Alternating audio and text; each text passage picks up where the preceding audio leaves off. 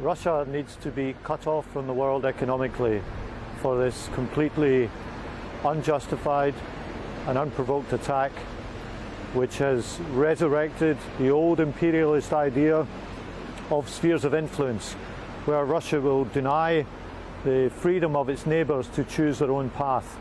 That's what needs to happen, and this is a big test for the democratic world, because President Putin has decided that he can absorb whatever pain he thinks will be inflicted.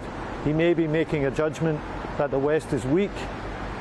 We have to come together as the democratic world now, and short of military measures, because nobody wants a shooting war, to inflict the maximum economic sanctions and isolation that we can. The problem in all of this, I mean, you've set it out perfectly, is that President Putin doesn't worry about the financial sanctions and that he really is a military man. He only responds to that kind of might, and yet there is no appetite for it from the West.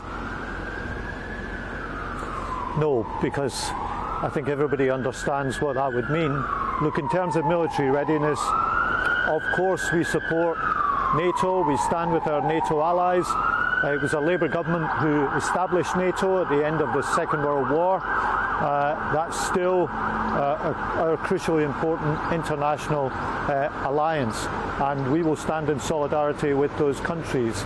But nobody wants to enter into the kind of conflagration that a military fight with Russia would mean. And that's why we are talking about the maximum economic sanctions. But it is a testing time, because what he's done here is he's resurrected this old idea. As I said, if you go back to the Yalta conference at the end of the Second World War, Stalin was telling Churchill then that Russia had a right to what he called friendly nations on its borders, i.e. ones that he controlled. This is exactly the same ideology, almost 80 years on, in the 21st century. It's out of time, it's out of date, and we must come together with democratic allies to stand against it. Standing against him is going to cost us, isn't it, Pat? It's going to cost us dear, particularly those people who are already struggling. It is, and it's going to mean an economic cost to those countries who implement the sanctions as well. Of course it is, but for far too long we've allowed financial interests to trump national security interests, and it's through that the UK, London in particular, has become a welcome home for illicit finance, for the proceeds of looting and kleptocracy.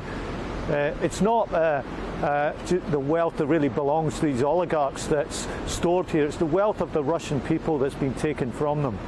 And for far too long, we've looked the other way and turned a blind eye to that and put the interests of finance above national security.